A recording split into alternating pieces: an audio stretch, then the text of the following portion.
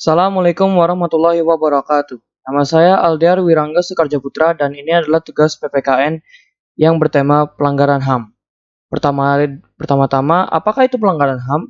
Pelanggaran HAM itu adalah setiap perbuatan seseorang atau sekelompok orang, termasuk aparat negara, baik disengaja atau kelalaian yang secara hukum mengurangi, menghalangi, membatasi, dan atau mencabut hak asasi manusia seseorang atau kelompok orang yang dijamin oleh UU ini dan tidak didapatkan atau dikhawatirkan tidak akan memperoleh penyelesaian hukum yang adil dan benar berdasarkan mekanisme hukum yang berlaku. Dikutip dari Kompas.com, pelanggaran HAM yang biasanya terjadi yaitu ada dua, yaitu pelanggaran HAM berat dan pelanggaran HAM ringan. Pelanggaran HAM berat yaitu adalah pelanggaran HAM yang bersifat non-derogable rights, yang haknya tidak dapat dikurangi dalam keadaan apapun. Pelanggaran HAM ringan yaitu adalah pelanggaran yang derogable, bersifat hak-haknya boleh dikurangi atau dibatasi sepenuhnya oleh negara-negara yang berpihak. Saya akan memberikan contoh pelanggaran HAM, yang yaitu saya akan gunakan kronologi pembunuhan Munir. Munir ini adalah seorang aktivis HAM. Dan ada cerita unik yaitu Munir pernah datang ke rumah saya. Walaupun dia datang sekitar tahun 2002 atau 2003 saya lupa. Itu sebelum kelahiran saya. Anyway, kronologi kematian atau pembunuhan Munir. 3 jam setelah pesawat GA974 lepas landas dari Singapura, awak kabin melaporkan kepada pilot Pantun Matondang bahwa seorang penumpang bernama Munir yang duduk di kursi nomor 40G menderita sakit. Munir bolak-balik ke toilet. Pilot meminta awak kabin untuk terus memonitor kondisi Munir. Munir pun dipindahkan duduk di sebelah seorang penumpang yang kebetulan berprofesi dokter, yang juga berusaha menolongnya pada saat itu. Penerbangan menuju Amsterdam menempuh waktu 12 jam. Namun 2 jam sebelum mendarat 7 September 2004, pukul 8:10, waktu Amsterdam di Bandara Schiphol, Amsterdam, saat diperiksa, Munir telah meninggal dunia.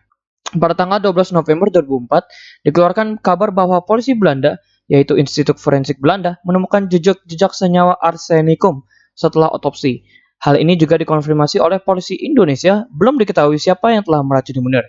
Meskipun ada yang menduga bahwa oknum-oknum tertentu memang ingin menyingkirkannya.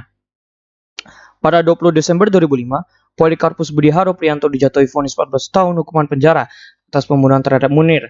Hakim menyatakan bahwa Polikarpus, seorang pilot Garuda yang sedang cuti, menaruh arsenik di makanan Munir karena dia ingin mendiamkan pengkritik pemerintah tersebut.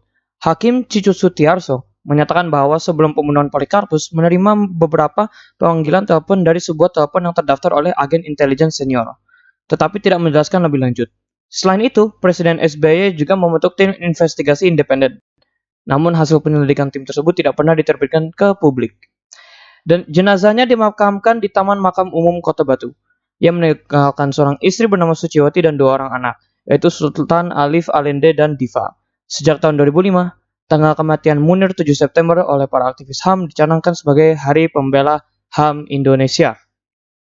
Pelanggaran HAM kedua yang akan saya gunakan adalah kejadian tragedi Trisakti yang terjadi pada 12 Mei 1998.